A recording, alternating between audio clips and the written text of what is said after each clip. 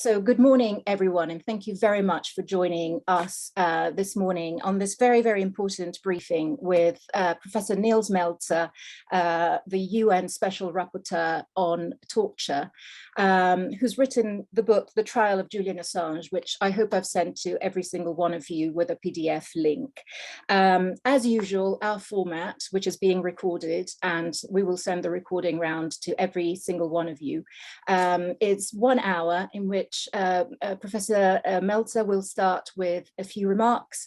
I will kick off with the questions, and then I will invite every single one of you to, well, not one by one, if you have questions, to put your hand up. There's a little yellow hand at the bottom of your screen. I hope that you've all managed to find it in the 2 years that we've done Zoom recordings and briefings. And if not, if all else fails, put your desire to ask a question in the chat and I should be able to see it. Okay, we'll kick off, first of all, with a very, very short introduction of Nils Melzer. He is a Swiss professor, author, and advocate in international law. Since 2016, he is the UN Special Rapporteur on Torture. He's the Human Rights Chair at the Geneva Academy and Professor of International Law at Glasgow University. Very recently, he's been appointed Director of International Law, Policy and Humanitarian Diplomacy at the International Red Cross, a post which he will take up from July of this year. Congratulations on that. I've had to write all these things down because otherwise these titles are important. Prior to all of that, he was also a senior security policy advisor for the Swiss government.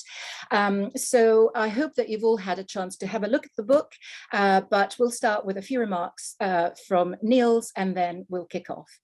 Nils, it's over to you. Thank you very much. Can you hear me well? Yeah, wonderful. Okay, well, thank you very much and good morning, everybody. I very much appreciate having this opportunity to present my findings and especially the book that I've written on my findings in the Julian Assange case. I think for everyone to be up to speed about what the Special Rapporteur on Torture actually is, just a few words on that. I'm not an activist, I'm not a journalist, I'm not an NGO representative.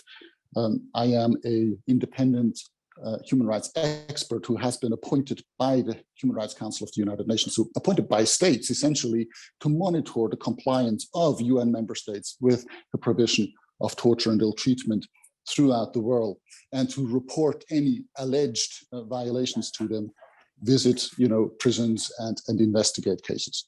So I submit about between 100 and 400 cases, depending on the size of the cases, per year to governments.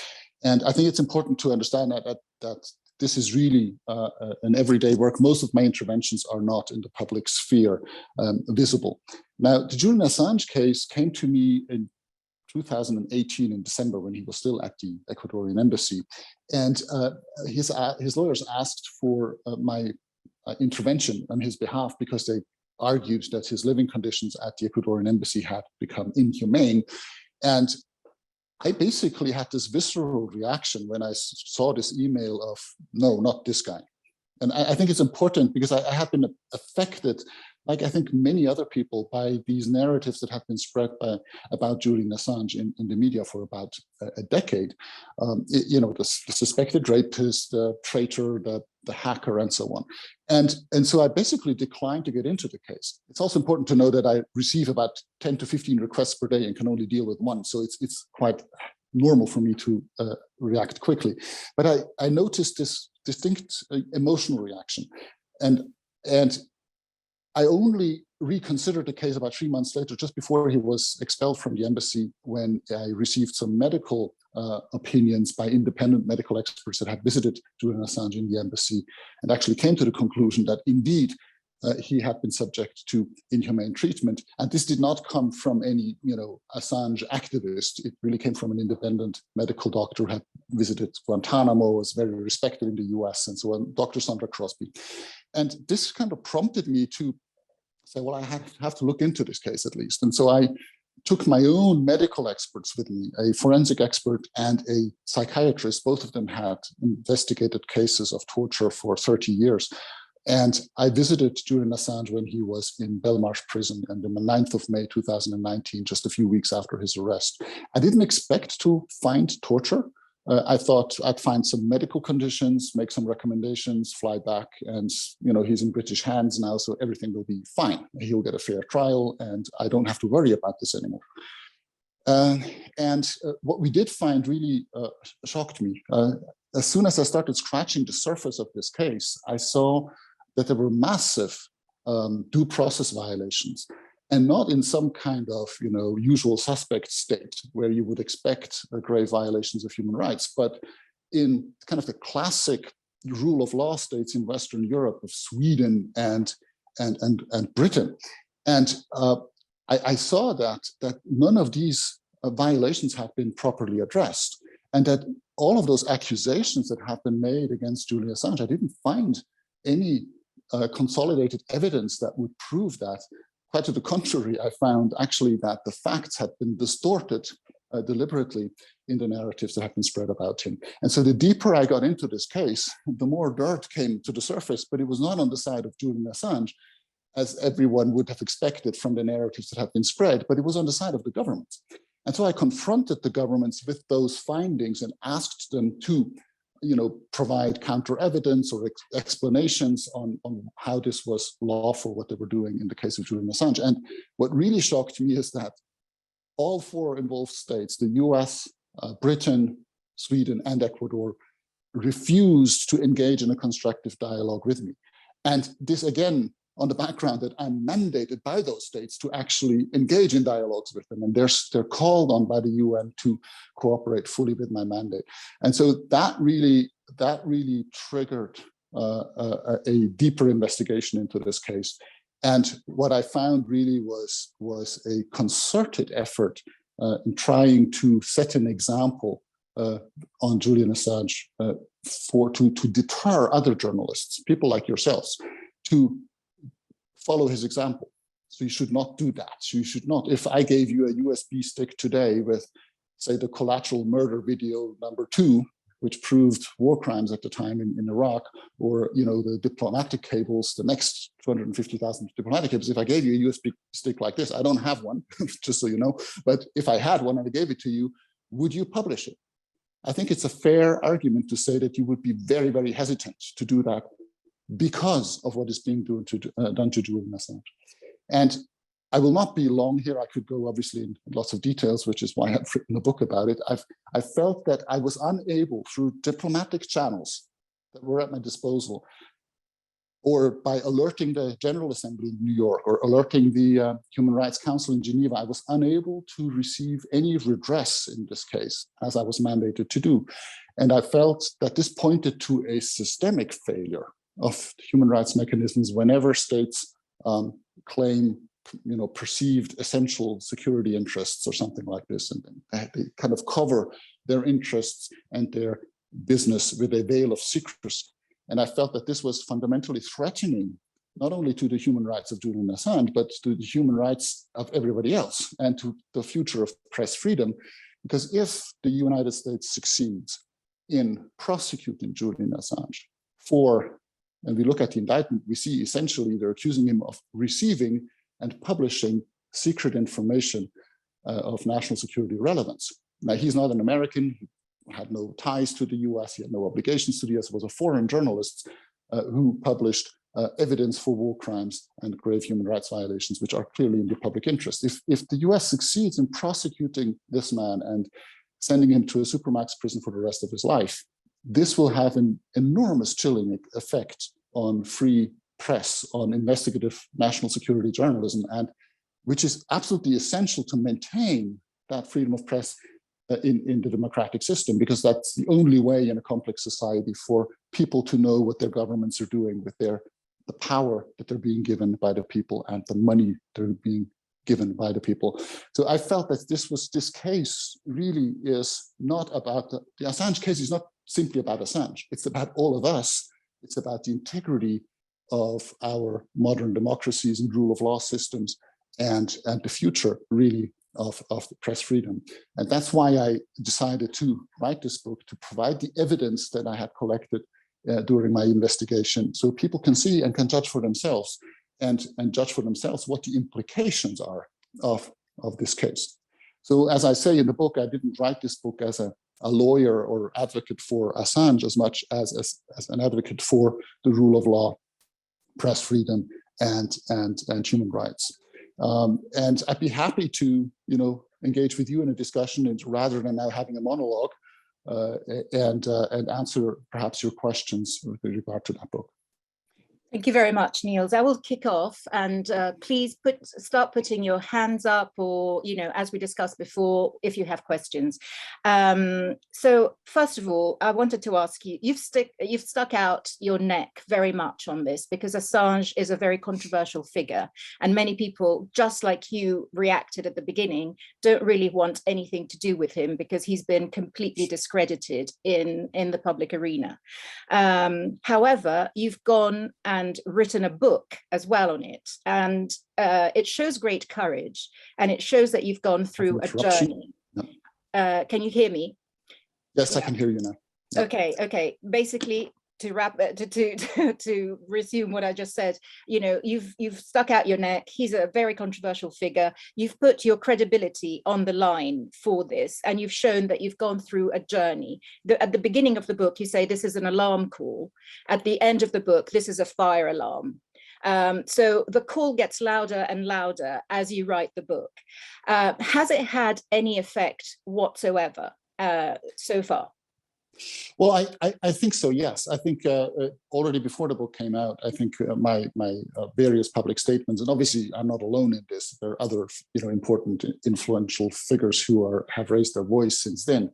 But I think it has kind of shaken the boat or rocked the boat sufficiently that, especially in the non-Anglo-Saxon press, I think more attention is being given to this case in the German-speaking area, for example, or in Italy and so on. It also starts in the Anglo-Saxon press, but it's much more muted, I feel. That was really alarming to me. I was convinced in the beginning, well, if governments don't respond to me, if I provide the evidence to the press, they will jump on it because it's a scandal. And someone like BBC will make a scandal out of this.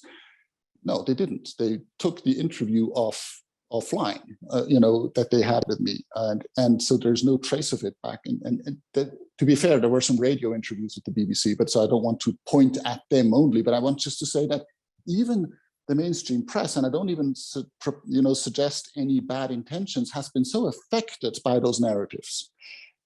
This man has become so untouchable because of the narrative that has been created about him.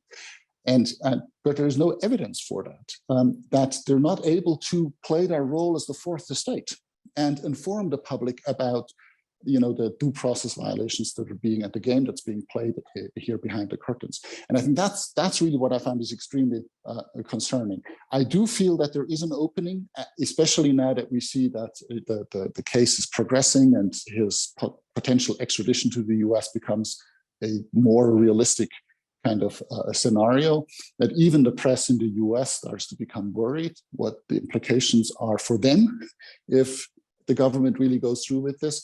I also have to say, until President Biden took over, everybody somehow was of the impression, well, this is a Trump thing, and it will not outlast his presidency. But now President Biden has taken over, and he was part of the Obama administration, and the Obama administration decided not to prosecute Assange at the time. At least they claimed that this was their position. And now it seems that Biden really wants to push through with this, which I think is extremely concerning as a development. What does this mean in a country where the First Amendment of the Constitution is so important? It's really a country that holds up press freedom. If they create that precedent, what's going to be the result in the UK that doesn't have that, or in other countries? Yeah. Something that comes out very clearly from your book is the subservience of the UK government to the US, basically waiting for the new president to settle in, to figure out what he wished to do on the Assange case. Sweden seems also subservient. Ecuador, since the government changed in 2017, also changed its tune. Did you expect any of that in a country, and I'd like to come back to the UK, which makes so much out of the rule of law? And can you just explain a little bit more the link between the decision to go with Brexit and the resulting increased subservience to the US, quoting that special relationship? Well, I'm not a specialist on Brexit. I mean, that was just my interpretation that I felt, well, if the UK, once they leave the EU, clearly their strongest, political and economic partner will be the US, or that relationship will become much more, strong and important for the UK. Well, it will be much more difficult for the UK to go its own way, basically, and perhaps refuse to cooperate with the US in certain aspects. But I think this is not just speculation. And I think I do quote that in the book. It's the diary of former Alan Duncan, former British minister, who was responsible for that arrest operation of Assange. And he basically says in his own, diary that the UK is subservient to the US. Everything that is being done in foreign policy in the UK is subservient to US policy. So I'm basically quoting government or former government representatives. But I also think what's important is this is not just about the US, because the UK and Sweden and Germany and Australia and other countries, they're running the political game in the same way. They're cooperating very closely behind the curtains with the US government, and the secret services and intelligence services are in very, very close cooperation with each other. We know that from the diplomatic cables, for example, but not only, also from the Snowden leaks and the NSA stories and so on. So that cooperation is extremely close. And so those authorities of those other countries, they're not interested in having their dirty secrets, published by an actor like WikiLeaks either. So I don't think that this is just US pressure on those states. I think those states are quite voluntarily cooperating with the US because they agree that they don't want this type of uncontrolled public transparency. Now, I even think, as a former security policy advisor to my own government, governments have legitimate interests in confidentiality. But I do distinguish, and I think it's important in the book to distinguish confidentiality from secrecy. Confidentiality means you have a protected space to negotiate where the public does not have immediate access, but there is an independent judicial oversight that it's possible of what's going on there. If there's any misconduct by state officials, this is not withdrawn from legal oversight. If you have secrecy, and then you protect that secrecy with a Espionage Act, Official Secrets Act, where it becomes punishable to publish under any circumstances something that the government has classified. Well, essentially what you're doing, that you're giving a potential criminal the right to classify any evidence against it. And that's not good for the rule of law. I think it's a no-brainer that this should not happen.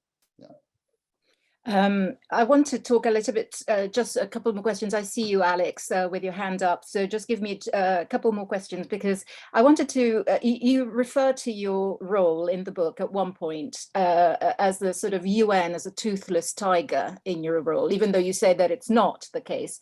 But what comes through is that even if you are the UN Special Rapporteur on torture, in particular, when you ask anything of the British authorities, you are treated very much, can I say, with disdain. They make you wait. They don't answer your emails or your letters, your official letters. They don't give you what you ask. They take no notice. So what is the role of the UN Special Rapporteur on torture if you have absolutely no executive power to do anything? Well, I think it just reflects the reality of what the United Nations is. It's a very important organization. I think it's the best thing we have, but unfortunately it's not perfect at all. It reflects that kind of mixed nature of being an international organization, but it's very much dominated by the P5 countries and their allies. And so the powerful countries really dominate that organization. And that's clearly reflected in the Charter of the UN. It's not a secret. It's not a rule of law organization. Rule of law plays as long as power politics deems it to its advantage. As soon as power politics goes in a different direction, the rule of law is neutralized. That's just the way, that's the reality we live in today. And I think it's a reality we have to outgrow fast if we want to survive as a human species, given the challenges we have today. That are all global, and the pandemic is just one of them, right? I mean, global warming and so on, financial stability, everything. So unfortunately, I think that's just a reality we live in, that the UN is, and human rights experts are instrumentalized very often, that states are happy for us to intervene with the bad states, but not who they consider to be the bad states. And those obviously would consider the other way around. They would use us to intervene against other states. But it's very rare that a state authority is prepared to actually genuinely reform its own behavior in order to improve its human rights record. And that's something we're all confronted with all the time, and with all states, without any exception, unfortunately. Yeah. And my last one, and then I'll give over to a few colleagues. In 20 years of visiting torture victims and working on torture, you decided to act with a book on this particular case, and you called what is happening to Assange now as tantamount to psychological torture. Does it really compare with the torture that you've seen around the world in your job?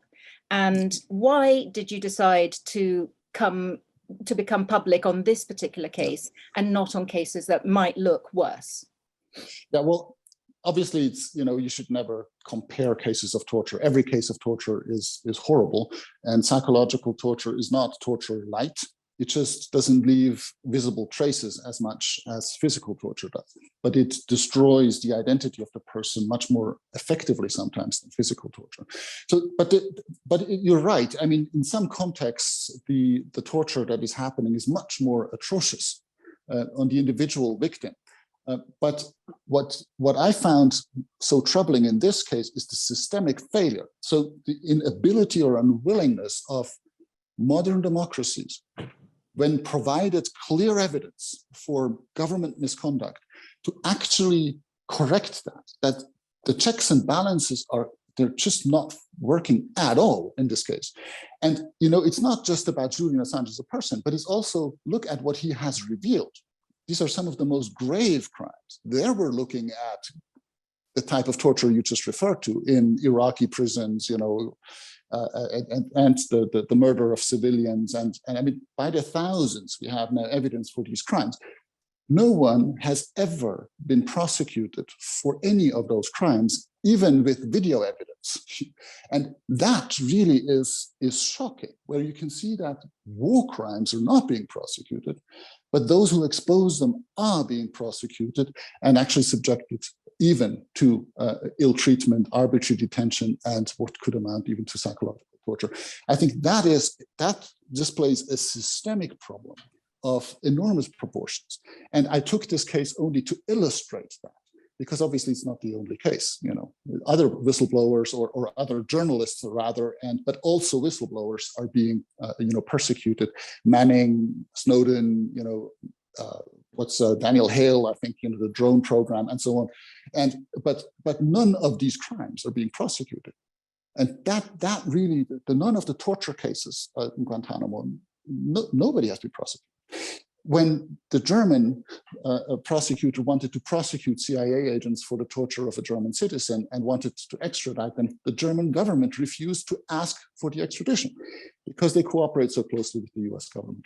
And so what we see is that the essential checks and balances of the democratic states are being neutralized because of the collusion between those secret services. And that, I'm not claiming secret services are bad. We need them for our security, but they, when you have a watchdog who is able to bite, you need to have them on a leash. And the leash is the rule of law and judicial oversight. And that needs to work. Otherwise, you will lose control. Yeah. Thank you. Let's move on to questions. Alexander Kabarov, you're the first one. Please unmute yourself. Just remind us who you work with and go with your question. Thank you, Deborah. Thank you, Nils. My name is Alexander. I'm working for TV channel Russia One. And the question is, given your experience with this case, do you think that Julian finally will lose it and be extradited to the United States, or he has some chances to stay or maybe go free from the prison? What's your opinion? Well, unfortunately, if I look at the track record of the UK judiciary in this case, I'm not optimistic. We now have the Supreme Court that might still has to decide whether they will accept the appeal by Julian Assange, even look at it, and there might be some other legal remedies still in the UK, but I'm not very optimistic about that, given the history it has in this case in the UK. But we still also have the possibility, obviously, of the European Court for Human Rights in Strasbourg finally, as a final, instance, ruling over the case. And there I see, big chances that they might refuse the extradition. I hope so, at least, that they will have the integrity to apply the law as it should be, because there really is legal. And I can say this as an expert in international law. Legally speaking, there is no way this extradition could ever lawfully go forward, because it is about espionage, which is the quintessential example of a political offense, and the US-UK treaty explicitly prohibits extraditions for political offenses.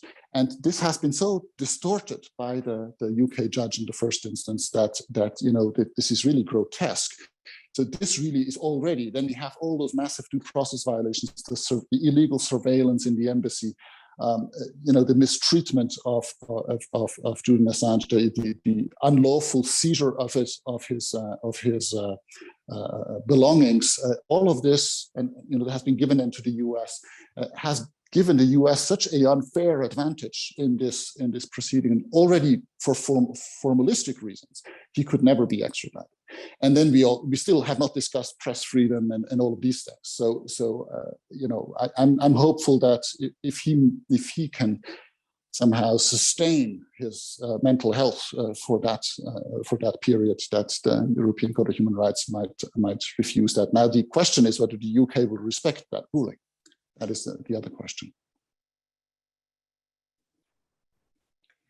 Thank you, Alex. You're done. Yeah. Nils, can I ask you? You in your book, you write this: the trial of Julian Assange may well prove to be the biggest judicial scandal of our times, and yet it doesn't get covered in the mainstream media, especially in this country. Why do you think that is? That's precisely part of the scandal. I apologize if I have to raise the example of the BBC again, but I just felt that this was such an influential medium that I wanted to engage them in this case. And they did interview me when I made my first press statement, BBC World did, on a live Skype interview for 5 minutes. And the next hour it was gone. And so I contacted them and said, look, I agree that what I'm saying is I wouldn't have believed that a few months ago.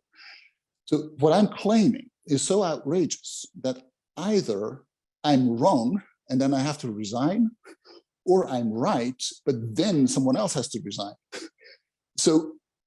But there is no way someone like the BBC, an actor like the BBC, can be indifferent about this. So invite me, have a hard talk with me, ask all the difficult questions, prove me wrong, and I'll resign. Or, I'll prove you that I'm right, but then you have to confront your government, because there is just no way that this is not important. But they really responded to me that right now this is not newsworthy.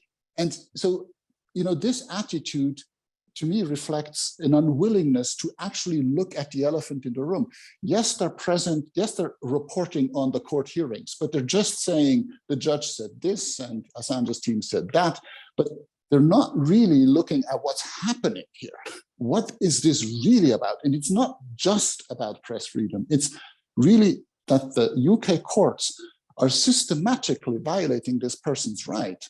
And as a professor at the UK university, I'm shocked to see that this is possible and that the public doesn't react and the media doesn't inform the public about this very shocking aspect, that we have a man locked up in a solitary confinement in a high security prison who's not violent, who's not serving a sentence.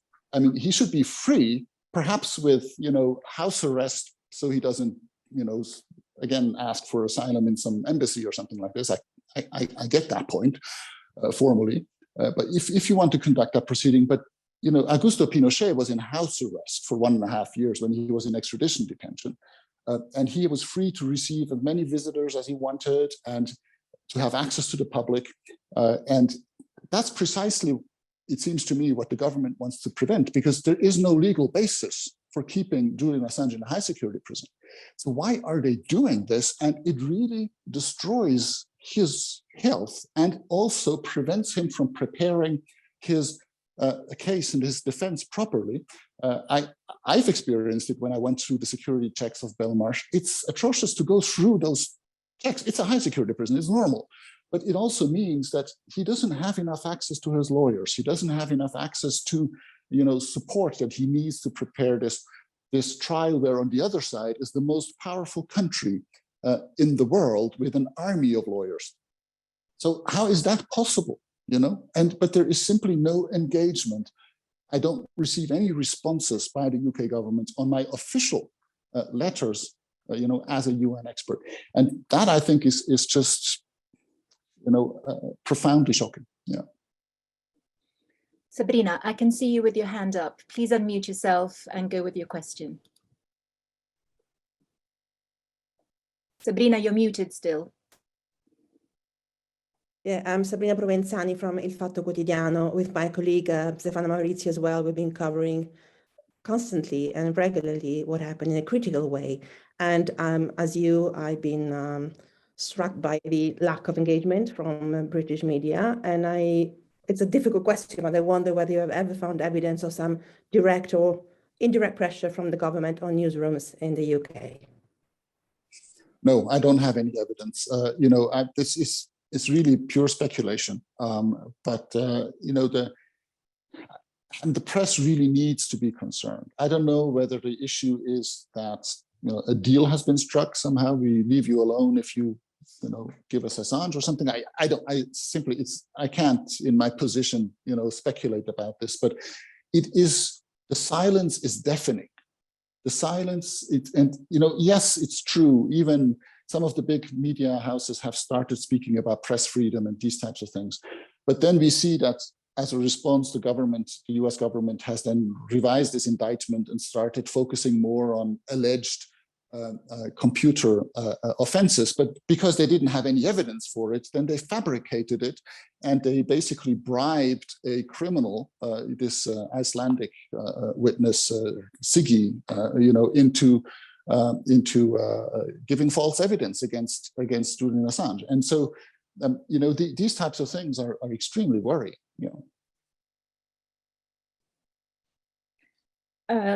Nils, you talk about, Assange, but in your book, you're very careful not to describe the man and maybe your relationship with him and whether you like him or not. And I understand that is to keep as far away from as possible from any kind of accusation of being a friend or an activist.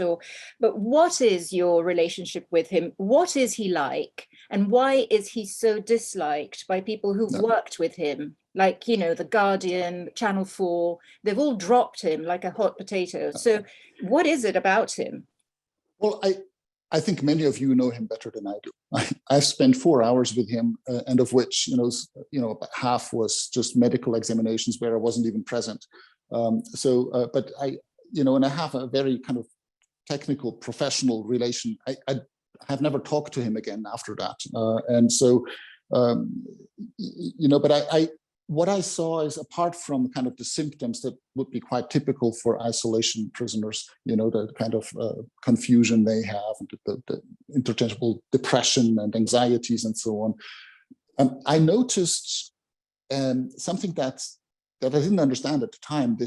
He was very focused on his own thoughts. I had to go through a list of questions, my standard list of initial questions, how many hours a day can you leave the cell, and how many times to get food, and these kind of normal everyday questions.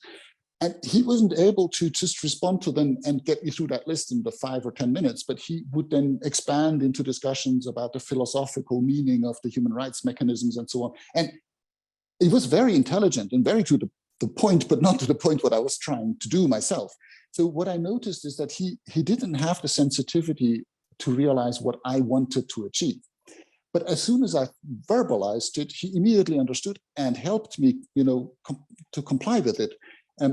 But now I have an explanation, obviously, because the medical doctors and the lawyers have disclosed his diagnosis of Asperger's, which is a slight form of autism, which really is quite typical for these people, that they don't have the kind of social sensitivity of taking unspoken cues. If you don't verbalize what you want, they don't realize what your needs are, and they just go with their own thoughts. And I think that is something that certainly would have contributed to people thinking that he is self-centered and narcissistic, but actually he just has a slight form of autism. But I also did realize in that short time that we had together that whenever I verbalized what I wanted and what I needed from him, he was very keen to provide that.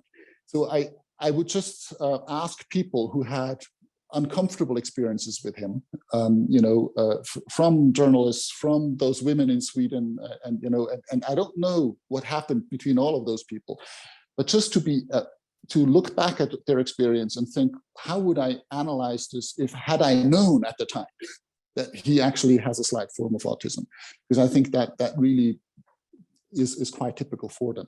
Very intelligent, very friendly, but this kind of closeness in himself. Lourdes, I can see your hand up. Please go for it. Thank you. It's Lourdes Gomez, a Spanish journalist at the moment with the Spanish service of Sputnik. You mentioned in the book that when you were writing the first report, you had the hope and the expectation that the process could be stopped. But at that time, the US had already asked for extradition. It was already the petition because you visited him 1 month after. And so wouldn't the British government, even if they had answered you officially, would have said that they couldn't, they wouldn't never intervene in a judicial process? Or do you think it's also this a question of the same way that the judges are always saying, no, we cannot improve the situation in the prison because that's the prison officers? Is that a question of each other just blaming the other ones, or just, nobody able to intervene? Of course. I mean, look, this is not genuine. It's not good faith. When the judge says, well, I can't influence the prison conditions, and the prison says, well, we can't, influence it either because it's actually the judge who has to do it. They're just playing ping pong, But it's a standard response I get from democratic states when they don't want to do anything about the case I'm raising, not just in this case. It's a fairly standard response that the government says, yes, you have intervened with the government, but this is now pending with the courts. And we are a democracy, got rule of law, separation of powers, so we can't interfere with the ongoing court proceeding. But that's not genuine because I'm mandated to intervene with states and all of their authorities, including courts and parliaments. If it's about a legislative project, I can intervene with the parliament. If it's about a pending court case, I can actually intervene with the court. But I have to do it through the Minister of Foreign Affairs. That's my interlocutor by protocol. But then the Ministry of Foreign Affairs has to transmit my request to the courts so they can respond to me. But instead of doing that, they say, oh, we're the government, we can't deal with this. The foreign minister never tortures anybody. It's always the police or the military or the judicial police. So clearly, the person I intervene with and their authority always has to transmit it to a different authority. That's how it should work. And it's really a bad faith, kind of justification or evasion of responsibility to say, oh, we're not in charge or something like that. And then also we should have to be quite clear and take a different case that is in some respects at least comparable, of Alexei Navalny. There you can see that governments have no problem whatsoever, being very vocal about it in parliament and calling for sanctions and receiving him for medical treatment and doing everything in order to protect his human rights. And I have intervened on his behalf as well. And I agree, that his rights should be protected. And I commend when foreign governments are vocal about it, but then they also have to be just as vocal about the case of Julian Assange. And so there we see the hypocrisy of official policy, where in the same session, for example, in the German parliament in October 2020, I think it was, the foreign minister, was very vocal about the case of Navalny, but when asked in the same session about the case of Assange, said that he had no doubt that he was being treated according to the law, although I had just met with his staff earlier and briefed them on the grave violations of Assange's rights. So I think that's just a reality of politics, unfortunately. Just one more. So far, nobody in the British government has ever met you and have a conversation, a dialogue, or anything. Well, when I visited the prison, on the next day, I had meetings with British authorities. But again, whenever I visit a country, my interlocutor, at least for a courtesy meeting, is the foreign minister or the minister of justice, or who's responsible for the prison system. That might be a short meeting and then it's delegated down, but that's the political level where we can, because this is a political case and you need to find a political solution for it. But they have delegated all those meetings downwards to the administrative level. So I met all kinds of directors of administrative services, but they cannot take any decisions in this case. They can only explain the system to me. And that was precisely the purpose. You see, when I'm given interlocutors like this, it is a message: we're not going to change anything. We'll inform you about our system, but we will not change anything because the people you talk to cannot change anything. And so that's the only people I met. And when I wrote to the foreign minister, I didn't get a response. I got a response 5 months later that they rejected all my allegations and that Julian Assange was treated in accordance with the rule of law on less than 1 page. And that was basically the end of it. I never received another response. Yes. Yeah, that's what I meant at the ministerial level, whether they've never offered you a chance to talk. No, none of those 4 states. None of those 4 states. Yeah. Thank you. And a follow-up on this is within the UN, you can't go and tell anyone from the UN to make this move in another way, to try to dislodge this kind of attitude. Can't you go and say, I'm not being treated like a UN rapporteur, I'm not able to do my job, something has to happen? I did. I informed the Human Rights Council in my yearly meeting, where my reporting session. Well, all of those states were present, including observer states. I informed even the General Assembly in New York in their third committee. I did press conferences about it, but there was no reaction, basically. And I even tried to meet with the High Commissioner for Human Rights on this. On several occasions, I asked in writing for a meeting, and she delegated it to a level where, again, it's not helpful. So basically, I was unable to even meet with the High Commissioner. And now I just want to tell people, it's absolutely standard for someone like me to meet with the High Commissioner or to meet with the minister. I mean, it's not something exceptional. So it's rather exceptional that they all refused. It was this wall of silence where this was just an untouchable case. And that's why I felt there cannot be an untouchable case. If Assange is a serious criminal, yes, he should be tried and convicted.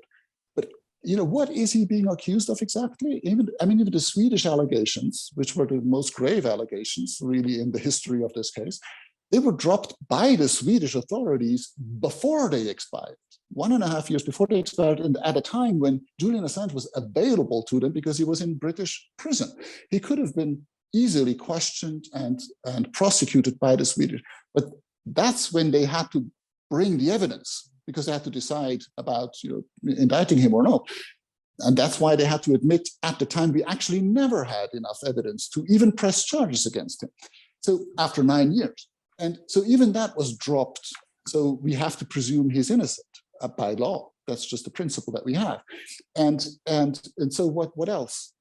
He's not a traitor. He's not a US citizen. He had no obligations. So what? He published true information about serious crimes by government officials that have not been prosecuted. So where's the crime? And even that so-called hacking charge, so all those hacking accusations, there is no evidence whatsoever that anybody ever hacked or stole information at WikiLeaks. No, they created a platform where you can submit information. They received it, but they didn't hack it, they didn't steal it. And so what's the crime? Why is he already for more than a decade in one form of detention or another and being threatened with a life in solitary confinement? And I think that really is very, very worrying. And to have that wall of silence in a case like this, where even big human rights organizations had big hesitations getting engaged with this case. But yet WikiLeaks continues to exist. We have had multiple briefings with Christian Kramston and his staff in a way, or his, the people who work with him. The work of WikiLeaks continues. So why wasn't WikiLeaks targeted as well? Or do you think the way that it's operating now is completely different to when Assange was there because they've had to self-censor? I don't think I'm competent to answer that question because I'm not a specialist in WikiLeaks. I don't, I think it's a few years back that they have come out with some big publications. What certainly has not materialized is kind of a continuation of 2010, where we had massive leaks and, with everything got completely out of control for the US government. And if we put ourselves in the shoes of the states, not only the United States, but also their allies in 2010, they did not know what 2011, 12, and 13 would look like.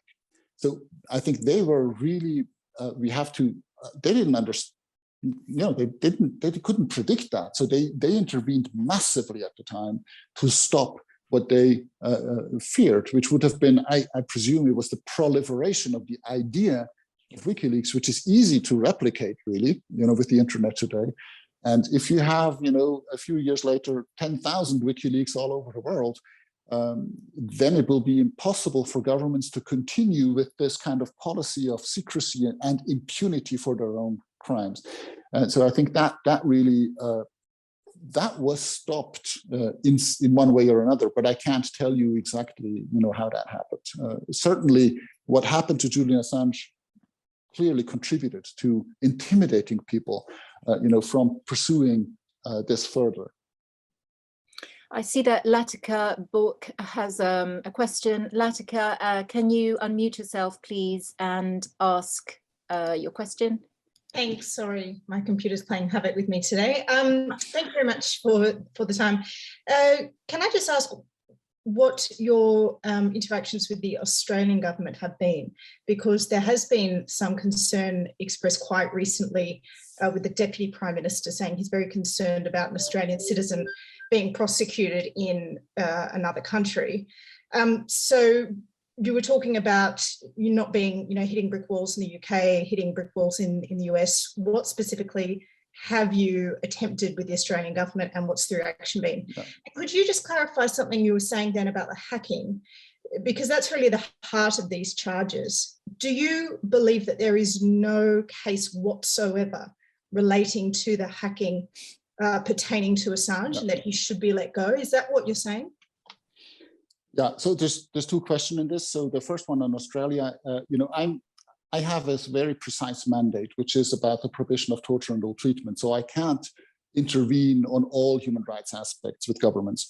And so I had to see which states I felt had contributed actively to the ill treatment of Julian Assange in one way or another. And Australia just didn't, make that list, so to speak. So I didn't intervene with Australia because I didn't have any basis to assume, or any evidence at least, that they had actively contributed to the ill treatment of Julian Assange. So that was the reason why I didn't actively intervene with them. I have then been in contact with some members of parliament who themselves reached out to me and wanted to be briefed about the case. But there was no direct contact with the government for that reason, because they're simply not, they didn't ask for it, and I didn't have a reason to proactively speak with them because of that. The hacking issue, well, what we have seen is that much of the evidence that has been or alleged evidence of hacking or encouragement of hacking and so on, it has been provided in the US indictment, the superseding indictment of 2020, has been based on fabricated evidence. Excuse me. Evidence that has been fabricated by this Siki character that I mentioned before, this Icelandic witness, who's a notorious criminal, who has several convictions for child molestation and also financial offenses and so on. And he actually basically went public saying that he had been offered a non-prosecution agreement by the US for giving by the FBI in return for giving this kind of false evidence, and he retracted it. So what remains really is that first indictment point where Julian Assange is, and I'm not a technical expert, but as far as I understand, he's being accused of having helped his source in the US forces, Chelsea Manning, or having attempted to help her to decode a so-called password hash, which would have allowed her to access the computer system where the sensitive information was stored with a different identity than her own. She already had full top secret clearance. So it was not about getting access to the information, but it was about her logging in with a different identity. And so basically it was about covering her tracks in the system, as I understand. So this really would have been an activity not of hacking or stealing information, but of source protection, which is what my understanding again is, that investigative journalists do that all the time, that they support their sources in concealing their identity. But again, this is just an accusation that has not even been proven. So it's an accusation of attempted source protection, which turned out not to work because they couldn't decode that password hash. So it didn't have any effect in the real world. It was an attempt, it was an unsuccessful attempt, and not one at hacking, but at source protection within a computer system. Now, if there is anything unlawful about this, it certainly is not a serious crime. It's something that is being attempted, literally millions of times every day around the world, and nobody ever prosecutes it unless it causes damage, simply because. So what I want to put out there is I'm not saying Julian Assange is necessarily innocent of everything, but I'm saying there is no serious crime that he's being accused of. Even that accusation that he endangered US forces or their collaborators with these publications is very problematic, because the US has been asked twice in the US court, in the Manning trial, and in the Assange trial in the UK, to provide evidence of people that have been actually endangered by those publications, and they have not been able to raise a single case. They have actually admitted that they don't have a specific case that they could raise after 10 years later. So why would that be I can see that potentially publications can endanger people, but if they didn't, why would you prosecute and spend tens of millions to corner a man for so long, to prosecute him for something that could have perhaps threatened someone? And on top of it, there is, and I'm ending on that, but it's important to know that those unredacted publications there is a serious twist in that evidence as well. It was not WikiLeaks who was the first to publish those, but apparently, according to the evidence presented in court and proven by an IT expert who was asked to analyze those processes for the court, that there was 2 Guardian journalists who published a password to an unredacted file that was stored on the internet that nobody could access without that password. They published it in their book about the WikiLeaks and made it accessible to the public.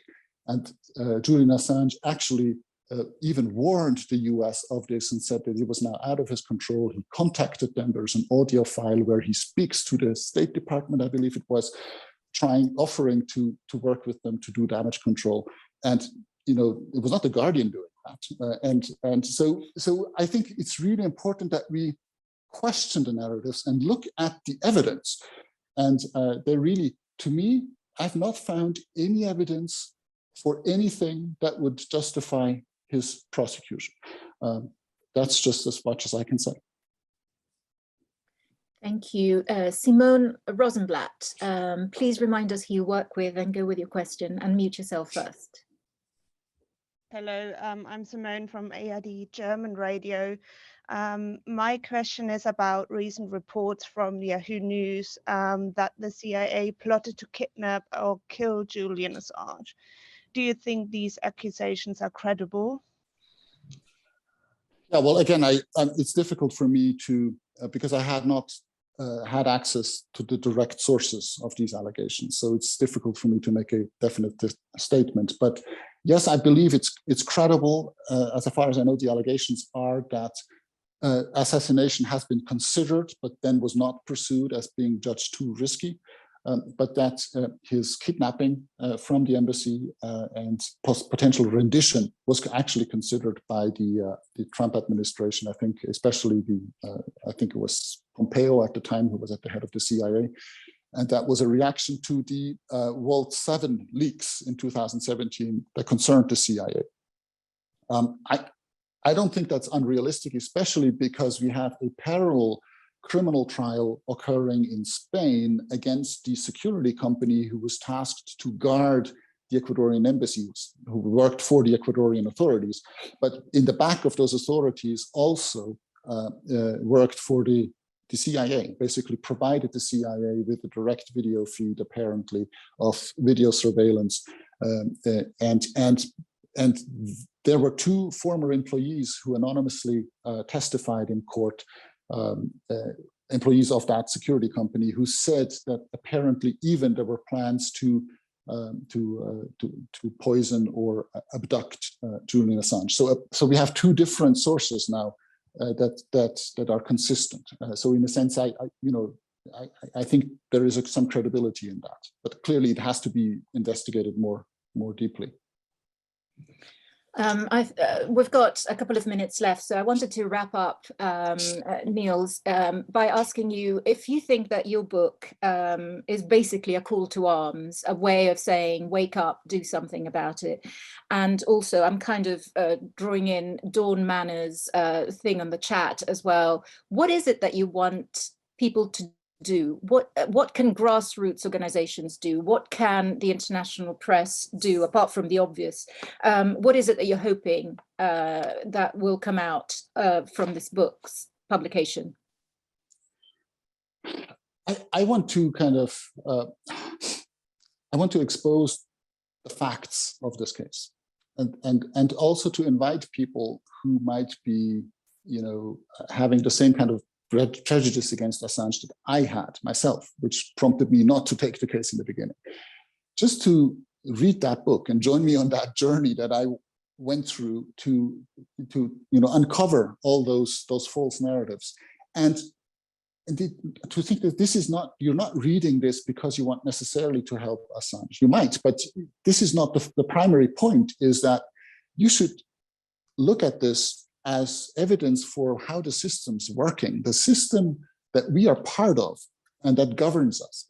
And it's not about finding, the bad guy. It's really a fault in the system. that allows these types of things to happen. And I think that's of extreme societal importance, that we cannot have, legitimate dissent and exposure of serious government crimes resulting in impunity for officials and life sentences for witnesses and whistleblowers and journalists. This is extremely dangerous. I think people should speak out. We should look in the mirror and see, well, what is our responsibility? How can we contribute to this? And I just want to say, if the main media organizations joined forces, I believe this case would be over within 10 days. If they really joined forces and exposed the truth about this case, we could put an end to this immediately. It has happened even in a country like Russia. I think it was a person called Golunov, who was a dissident who was arrested based on some kind of framed for, I think, some drug offenses. And then the main 3 newspapers in Russia joined forces, and on their headlines for, I think, several days said, like, "We are Golunov," and showed solidarity, and the case collapsed immediately. I believe something similar could happen here and would have to happen here. And it just shows the power of the media and the importance to realize that the media is not here to entertain us. It's here to empower us. It's the fourth estate for a reason. And it's so important that they keep, fulfilling that societal role, and in this case and in many others in the future. Thank you very much. If there are no other questions, we finish almost on the dot at 12. Nils, thank you so much for being with us today and for the book. I think your message is very clear. I will send round the recording of this to everybody who is on the call, so don't worry if you haven't taken all your notes at the same time as you were listening. And thank you again for being with us. Goodbye. Thank you, Deborah, for hosting me. Thank you very much. You. Bye-bye. Thank you.